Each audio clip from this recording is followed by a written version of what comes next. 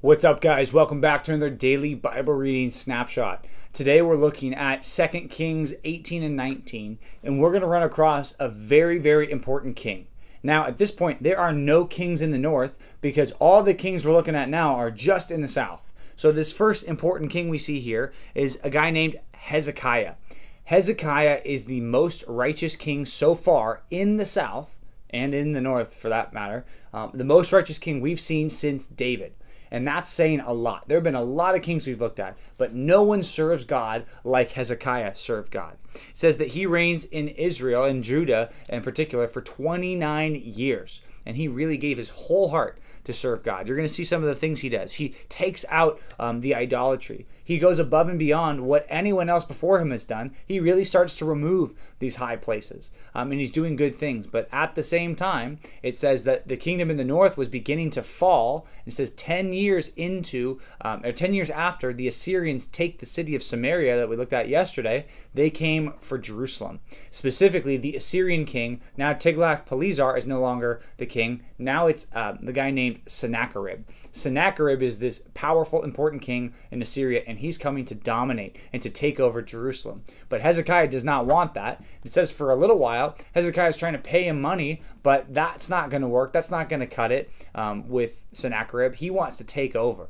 And when he takes over, it's going to be bad for Jerusalem. So it says that Sennacherib takes his armies, surrounds the city of Jerusalem, keeps them in there tight. A siege is what it's called. They're besieged, which means people got around them. They cut off the water supply, all that kind of stuff. So the people in Jerusalem are not doing well. But it says they are trusting God, and Hezekiah trusts God.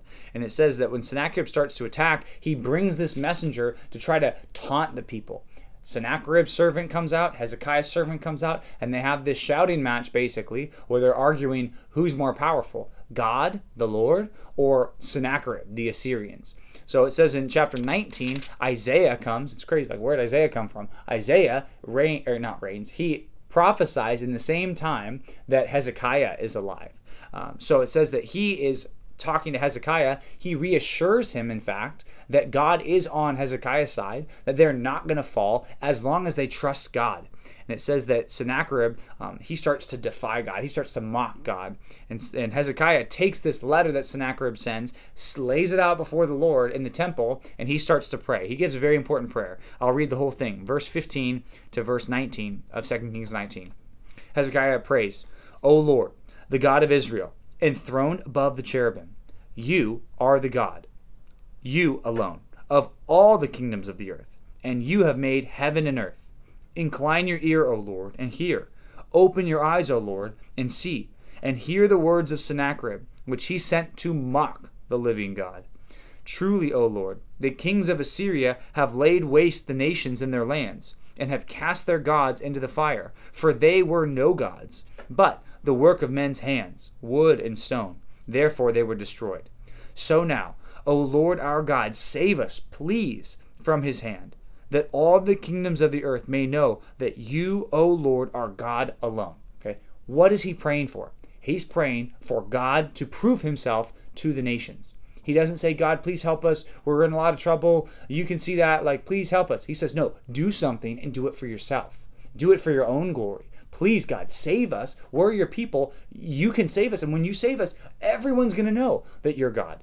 His prayer is really about God more than it is about himself. And that's a helpful insight on how we should pray. We really should be praying more about God than about ourselves. Even when we're asking things from God, it needs to be, give us this day our daily bread that you provide for us. Thank you that you are so good. Like, our prayers need to be infused with that language about how God is good and how God is in control, not us. And Isaiah prophesies that Sennacherib is going to fall, and that's exactly what happens. God strikes down 185,000 men from their camp in the middle of the night. They woke up, and 185,000 men were dead. They're just dead bodies in this camp. And Sennacherib goes home, and it says, while he's worshiping his God in his house, he's killed, which is an interesting, ironic little point that God works us all together to where Sennacherib, the one who defied the Lord, when he's worshiping his God, he gets killed when he was defying God years before that. So I think the big takeaway, obviously, is that God is the only God. He's the only God who can do anything. And when we ask him for things, we need to ask him to do good things for his own glory, even here on this earth. So that's our Old Testament reading today. Let's look at John chapter 6. We're reading John 6:22 to 44 today. It says that the people are looking for Jesus after they got the bread the day before because they want some more bread. And Jesus calls them out. He says, you guys just want more bread. You just want more signs. I'm not going to give you more signs. And they want bread. And Jesus tells them, you know what? You should desire a different kind of food. There's an eternal food that you should desire. And they're like, okay, sweet. Yeah, I mean, God gave us manna from the wilderness. In the wilderness, what do you give us? And Jesus says, I've got some eternal food for you. I am the bread of life. That's what he says in John 6:35.